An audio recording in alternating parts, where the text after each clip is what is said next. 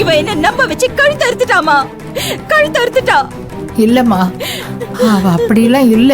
நான் என்னம்மா தப்பு பண்ணேன்? எனக்கு மட்டும் ஏமா இப்படி எல்லாம் நடக்குது?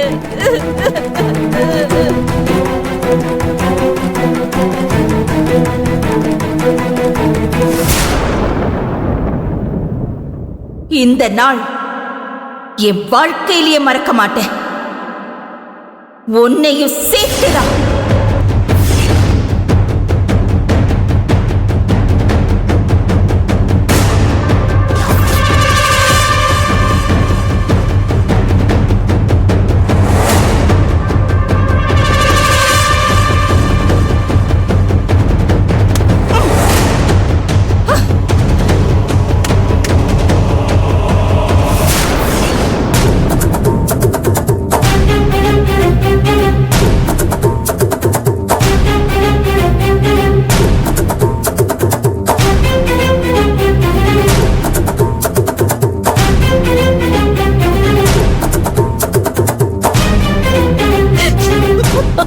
சூப்பரா இருக்கு, வா போலாம்.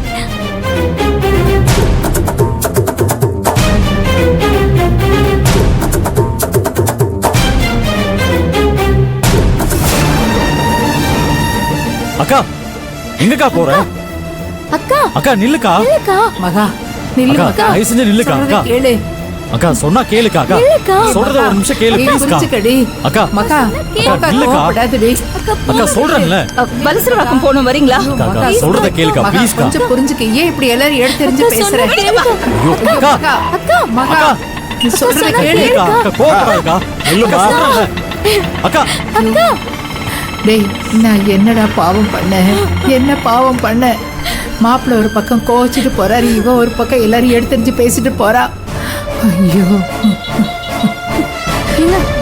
அண்ணி ரொம்ப கோவமா போறாங்க. நாங்க என்ன ஏதுன்னு போய் பாக்குறோம். நீங்க உள்ள போய் செல்வியை பாருங்க. அம்மா வாமா. ஐயோ கடவுளே, பாருடா, கடவுள் சன்னிதானத்துல கூட அவ எனக்கு இப்படி நடக்கணும். நான் என்னடா பாவம் பண்ண? ஐயோ, அம்மா. என்ன பாவம் பண்ண? சரி விடுங்க, அழாதீங்கம்மா.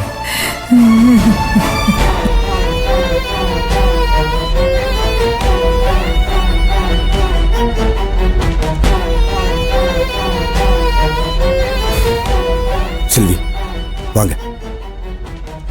வேலு, நான் அப்படி என்ன பண்ண? நல்லது பண்ணலாம்னு நினைச்சேன். கடைசியில இப்படி ஆயிடுச்சு.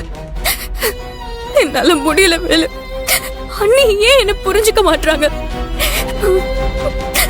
என் மனசுக்கு ரொம்ப கஷ்டமா இருக்கு. செல்வி எல்லாம் சரியாயிரும், நீங்க வாங்க. வாங்க செல்வி, வாங்க வாங்க. சரி வாங்க உள்ள போலாம்.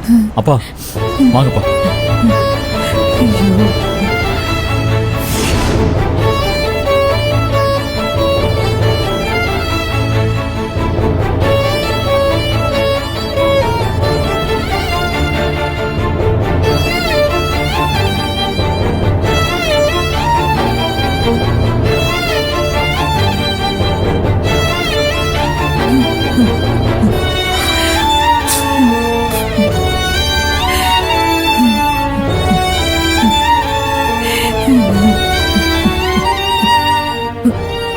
அத்தை, அழாதீங்க அத்தை.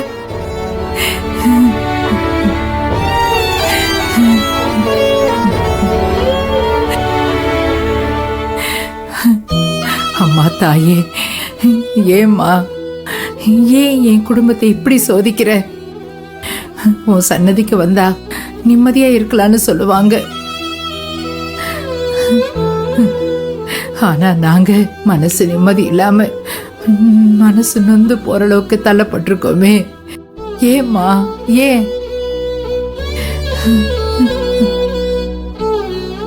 என் மகளுக்கும் மருமகளுக்கும் இடையில இருக்க பகையை போக்கி அவங்கள நீதான் ஒண்ணு சேர்க்கிற மாதிரி ஒரு வழியை உண்டு பண்ணணும். என் மக என் மருமகளை தப்பா புரிஞ்சிட்டு இருக்கிறா. அவளுக்கு நீதாமா நல்ல புத்தியை கொடுக்கணும்.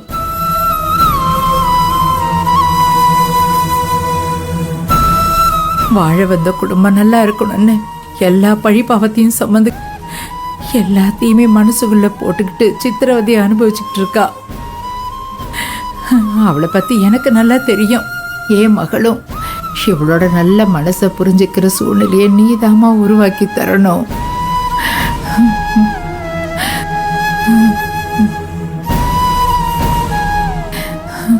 அம்மா, தாயே, இப்படி ஒரு மருமகளை எங்க குடும்பத்துக்கு அனுப்பி வச்ச நீ கடைசி வரைக்கும் அவளை நீதான் எங்க குடும்பத்துல நல்லபடியா வாழ வைக்கணும். இவ எங்க குடும்பத்தை காக்க வந்த தெய்வம். இவளை எங்ககிட்ட இருந்து பிரிச்சிடாத. அதை எங்களால தாங்கிக்க முடியாதும்மா, தாங்கிக்க முடியாது.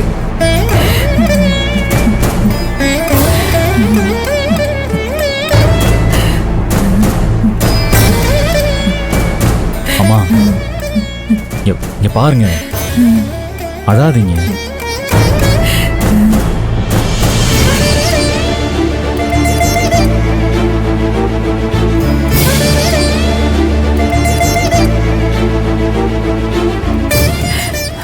அம்மாடி செல்வி, எங்களை ஐயோ மன்னிச்சிடு. அத்தை அத்தை, என்னத்த என்ன பண்ணிக்கிட்டு இருக்கீங்க?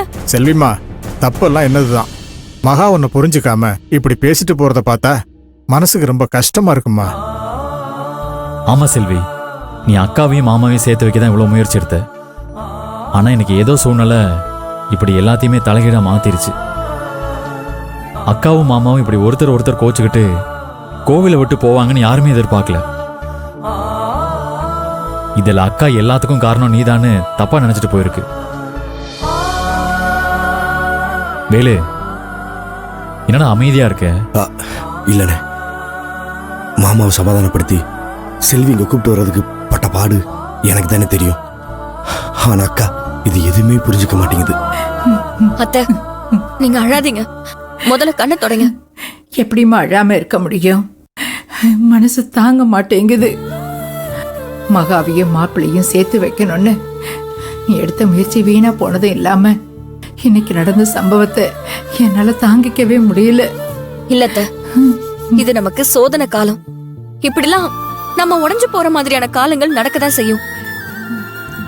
இந்த முயற்சி வீணா போன என்ன, மறுபடியும் முயற்சி பண்ணுவோம்.